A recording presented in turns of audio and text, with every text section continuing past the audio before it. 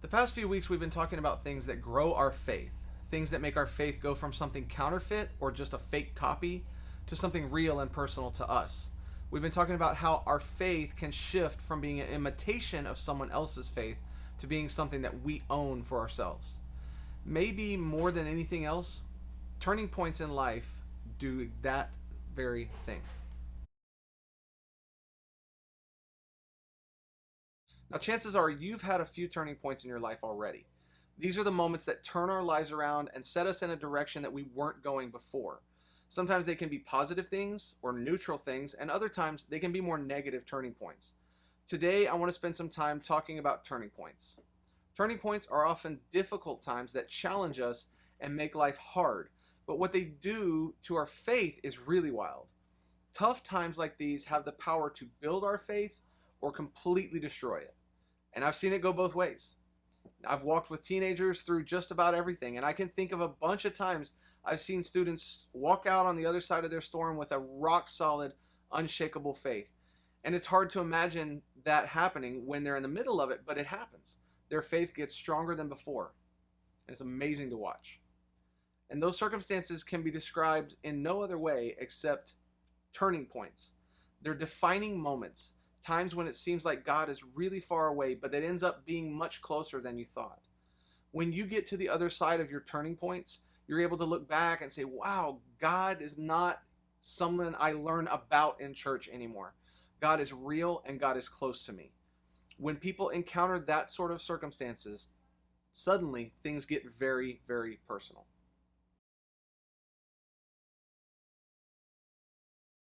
One of the best illustrations of turning points that changed someone's faith comes from the life of Jesus.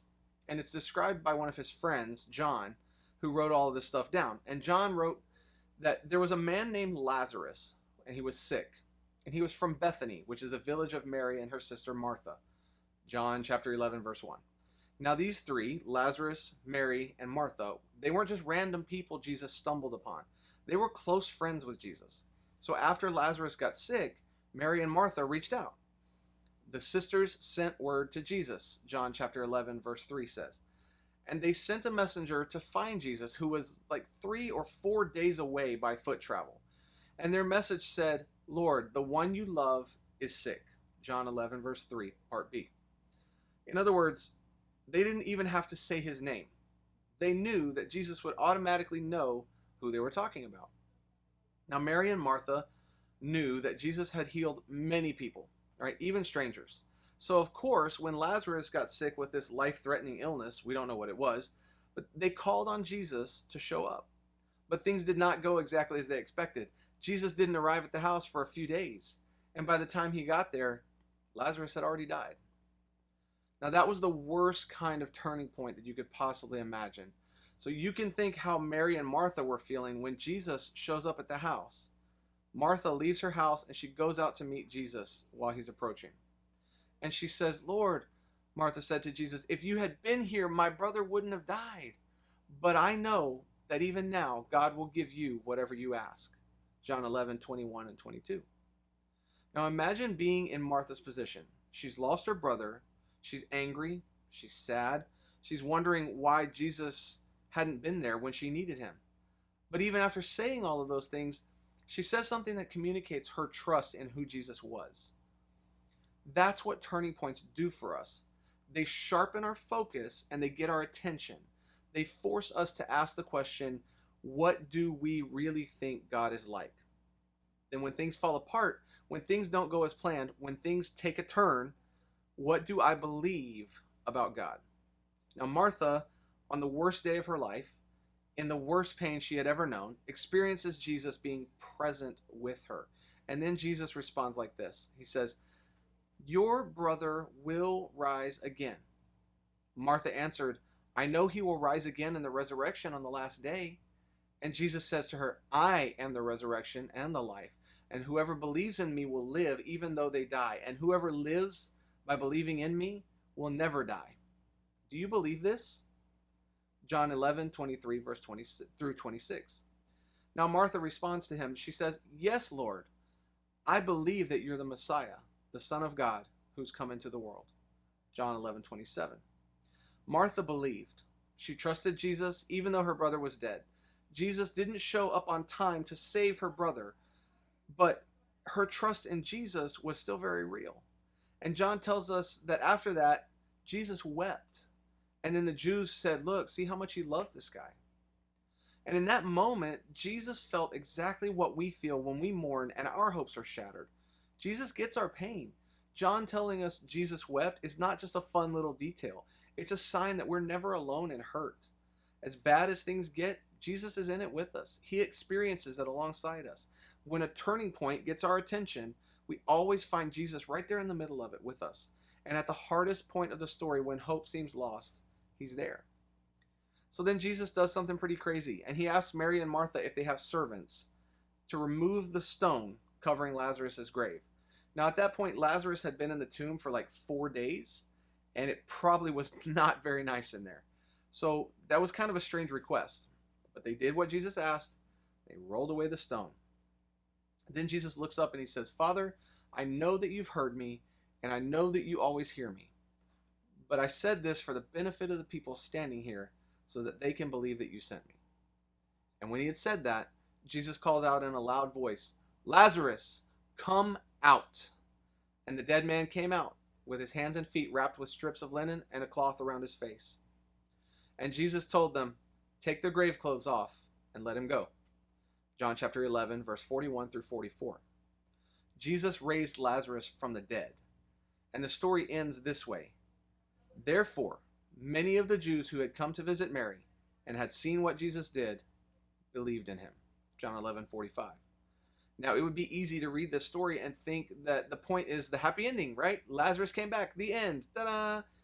And it would be tempting to think that maybe that's what Jesus will do in all of our turning points. Maybe that's what makes real faith, when Jesus shows up and makes the impossible possible. But we've all had our moments where we waited and we prayed and we hoped and we begged God to do something, and he didn't. So what then? What does that mean for our faith? That's when we remember Jesus did before he raised Lazarus from the dead. He wept. He was with Mary and Martha in their pain alongside them. Before the miracle, before the resurrection, before anybody had any idea that there was a happy ending.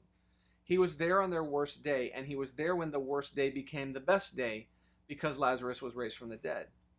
The same is true for us, guys. No matter what kind of turning point you're facing, Jesus is with us. If things get better or if things get worse, Jesus is there. And when we realize that, that is what grows our faith. Not that we always get the thing that we want, but when we realize that no matter what happens, Jesus is with us. That makes real faith, not a counterfeit one. Our pain doesn't have to be the end of the story.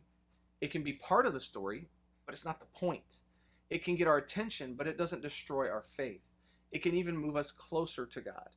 In fact, there's a story that also shows us that it's possible for our faith to grow, for God to seem more real than ever to us, for us to see more clearly how God moves in our painful turning points.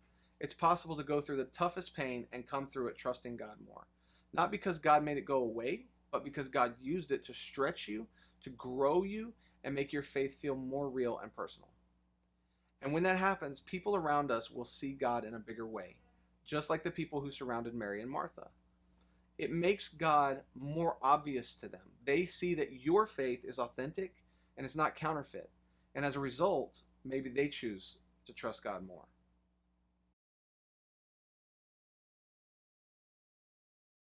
The truth is, you're going to hit some turning points in your life, and you've probably already hit a few, and you'll likely experience a few more. And every time you do, you'll be tempted to lean away from God, to wonder where God is, or even if he cares. You may be tempted to think that maybe your faith is counterfeit because things didn't turn out the way you wanted.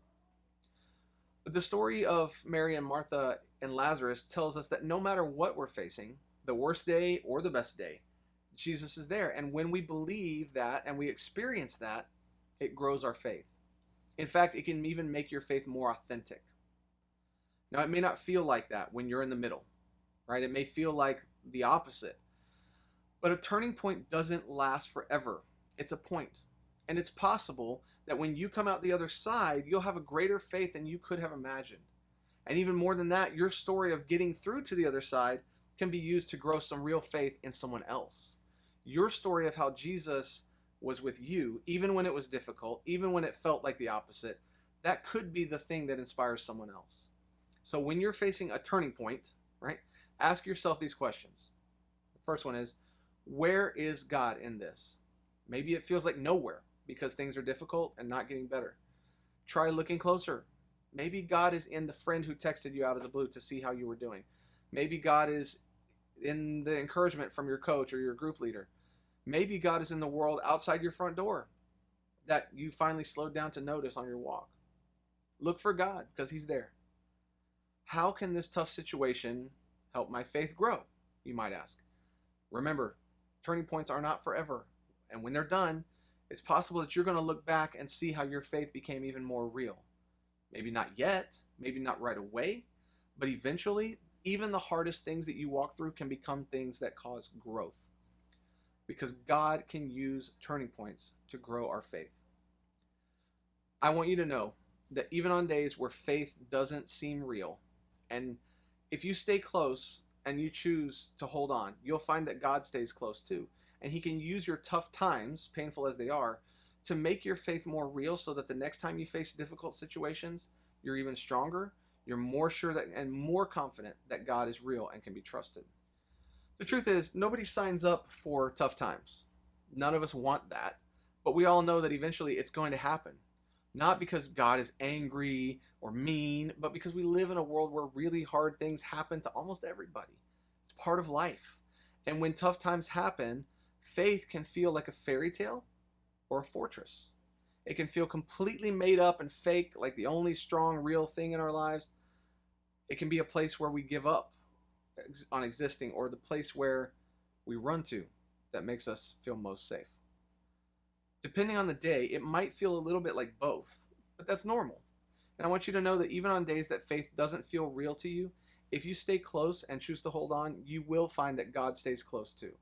He will use your tough times, as painful as they are, to make your faith more real so that the next time you face a difficult situation, you're even stronger, even more sure, and even more confident that God is real and that he can be trusted.